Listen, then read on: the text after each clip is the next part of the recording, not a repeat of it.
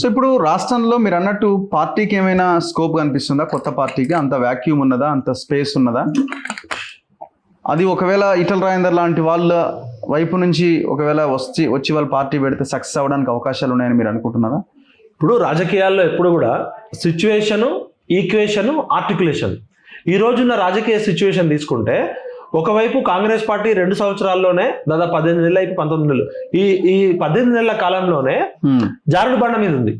రోజు రోజుకి దిగజారుతుంది. వాళ్ళు ఇచ్చిన హామీలు కానీ ఒక ఫ్రీ బస్సు పథకం తప్ప ఏది కూడా అమలు చేసే పరిస్థితి లేదు.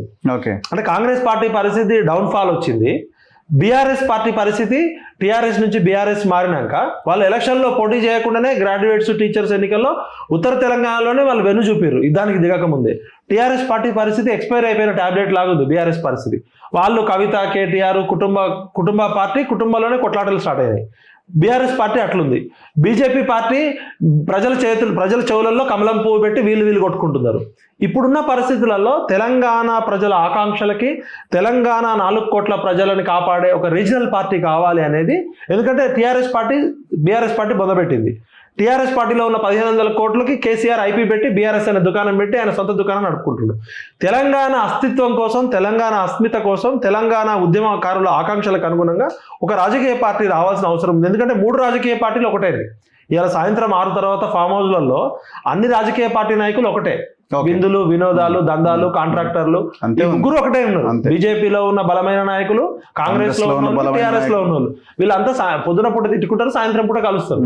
ఎవరెవరికి కాంట్రాక్ట్లు ఇప్పిస్తున్నారో అవన్నీ మనం బయట పెడదాం. అంటే 3 పార్టీలు కలిసి దొంగల ముఠాగా ఏర్పడ్డది.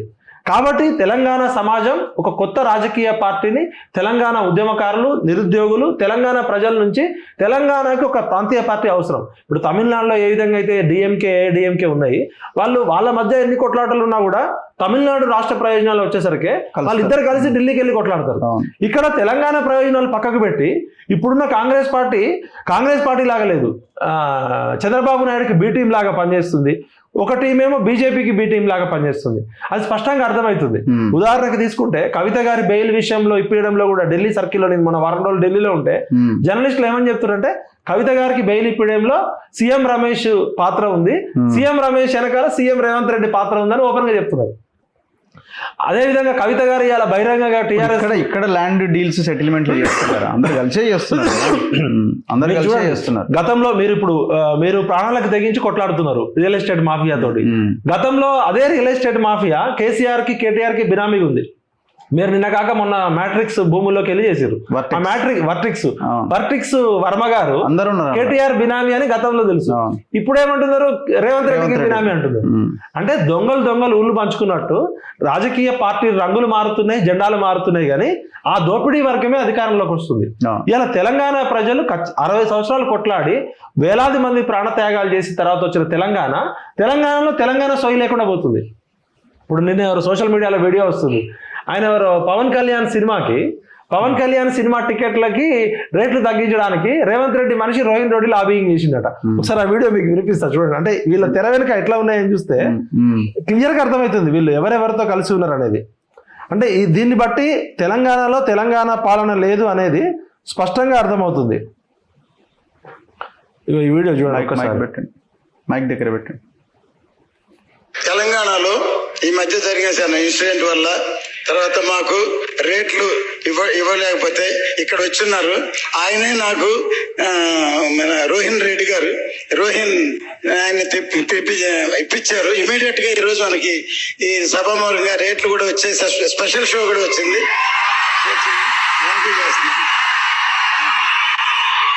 తలకాయ పట్టుకుందా ఎందుకు చెప్పినవరా ఆయన అని ఆయన తలకాయ. దీని నేపథ్యాన్ని విశ్లేషిస్తే అల్లు అర్జున్ దానికి పెద్ద డ్రామా అయింది కదా. ఇప్పుడు పవన్ కళ్యాణ్ గారి వీరమల్లు, హరిహర వీరమల్లు సినిమాకి టికెట్లు తగ్గించడానికి రోహిన్ రెడ్డి గారు లాబింగ్ చేసి టికెట్లు తగ్గించారు తెలంగాణలో అంటారు. మరి దీనికి కొంచెం బ్యాక్గ్రౌండ్ వెళ్తే మరి అల్లు అర్జున్ సినిమా విషయంలో విరుద్ధంగా జరిగింది. ఇప్పుడు ఒక పాలసీ అన్నప్పుడు ఒకే రకంగా ఉండాలి. అల్లు అర్జున్ ని జైల్లో కూడా పెట్టారు. మళ్ళీ అల్లు అర్జున్ వచ్చి రప్ప నరుకుతా అన్నాడు. అంటే ఒక ముఖ్యమంత్రి ఉండగా అది ఆ స్టేట్మెంట్ ఇచ్చిందంటే ఎంత డొల్లతనంగా ఉన్నారు వీళ్ళు. ఇప్పుడు ఒక నటుడు ఒక ముఖ్యమంత్రి ముందు ఒక డైలాగ్ కొట్టే ముందు 2 సార్లు ఆలోచిస్తాడు. వీళ్ళ యొక్క లోపల విషయాలు తెలవడం వల్ల, వీళ్ళంతా లాబీయిస్టులు దందా చేస్తారని తెలవడం వల్లనే నటుడు కూడా ఒక నాయకుడిని పట్టుకొని రప్ప నరుకుతారని డైరెక్ట్ అన్నాడంటే, అదే రాజశేఖర్ రెడ్డో లేకపోతే ఒక క్యారెక్టర్ ఒక క్యాపబిలిటీ ఉన్న ముఖ్యమంత్రి ముందు నటుడు ఏ డైలాగ్ కొట్టాలో అదే కొడతాడు. అంటే అల్లు అర్జున్ ని వ్యక్తిగతంగా కావాలని ఇరికిచ్చిరనే బాధ సెకండ్ రేవంత్ రెడ్డి అర్థమవుతుంది. అంతే కదా. ఇప్పుడు రోహిన్ రెడ్డి ఆయన అప్పుడు గొడవ చేసిన ఇప్పుడు కూడా అసలు క్యాన్సర్ ఇవ్వకూడదు కదా. ఇప్పుడు అన్ని సినిమాలకి అది అల్లు అర్జున్ అయినా పవన్ కళ్యాణ్ అయినా XYZ అంటే ఇక్కడ తెలంగాణలో టీడీపీ పాలన నడుస్తుంది అనేది స్పష్టంగా అర్థమవుతుంది. ఇలా మీరు సెక్రటరియట్కి పోతే ఎక్కడ చూసినా కూడా కోస్తాంధ్ర కమ్మ కాంట్రాక్టర్లో లేకపోతే నెల్లూరు రెడ్లో లేకపోతే రాయలసీమ రెడ్లో పెత్తనం నడుస్తుందని తెలంగాణ తెచ్చుకుంటే, ఇలా సెక్రటరియట్లో ఏ డిపార్ట్మెంట్కి పోయినా కూడా ఆంధ్ర కాంట్రాక్టర్లే నడుస్తుంది మళ్ళీ. అంటే ఆంధ్ర వాళ్ళకే పనులు అయితేనే అంటున్నారు. ఆయనేమో కుటుంబ పాలన, నియంతృత్వ పాలన, అహంకారంతో తెలంగాణని 10 ఏళ్ళు అప్పుల పాలు చేసి ఆగం చేసిండు. మార్పు రావాలి, కాంగ్రెస్ రావాలని వచ్చి కేసీఆర్ మీద కోపంతో తెలంగాణ సమాజం అంతా కాంగ్రెస్ పార్టీకి ఓటేస్తే మార్పు ఎవరిది వచ్చింది? ఈ నాయకుల జీవితాల్లో మార్పు వచ్చింది. సో ఇప్పుడు ఈటెల పార్టీ పెడితే వర్కౌట్ అవుతుందా? 100% ఈటెల సిచ్యువేషన్ అనుకూలంగా ఉంది.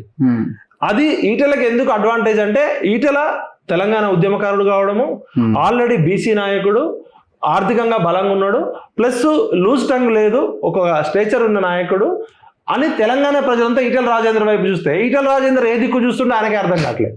ఇప్పుడు జనరల్ గా నాయకులు ప్రజల దిక్కు చూసి మేము పార్టీ పెడతాం ఆయనకి రండి అంటే, ఇక్కడ తెలంగాణలో రివర్స్ పరిస్థితి ఉంది. నాయన నువ్వు పార్టీ పెట్టు నాయన, మీ వెనకాల మేమంతా ఉంటామంటే ఆయనేమో మరి ఎందుకు భయపడుతుండు? అంటే అద్దాల మెడలో ఉన్నాడా, లేకపోతే వ్యాపారం కోసం భయపడుతుండా, లేకపోతే నేను యుద్ధం చేయలేదు నా వయసు అయిపోయింది అనుకుంటుండా? ఇంట్లో వద్దంటారా? రాజేందర్ అన్న, ఇప్పటికైనా చరిత్ర నీకు 2 అవకాశాలు ఆల్రెడీ ఇచ్చింది. ఆర్టీసీ స్ట్రైక్ అప్పుడు ఇచ్చింది, నువ్వు మిస్యూజ్ చేసుకున్నావు.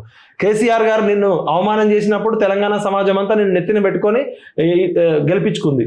ఇప్పటికైనా తెలంగాణ సమాజం కోసం, నీ కోసం కాదు, నువ్వు ఒక మామూలు వ్యక్తిని తెలంగాణ ఉద్యమం ద్వారా నిన్ను ఒక గొప్ప నాయకుడిని చేసుకుంది. మీ నాన్నలు లేకపోతే మీరేం పెద్ద ఆస్తిపరులు కాదు, లేకపోతే మీరేం రాజకీయ నేపథ్యం ఉన్నోళ్ళు కాదు. తెలంగాణ సమాజమే నీకు ఇచ్చింది అన్ని. ఇలా తెలంగాణ సమాజానికి నువ్వు అవసరం అన్నప్పుడు నువ్వు చేయకపోతే చరిత్రలో నువ్వు ఒక మామూలు వ్యక్తిగానే మిగిలిపోతావు. రాజేందర్ అన్న రాజు కావాలని తెలంగాణ ప్రజలంతా కోరుకుంటుంటే నువ్వేమో నేను యుద్ధం చేయాలి ఇంట్లోనే కూర్చుంటా అంటున్నావు.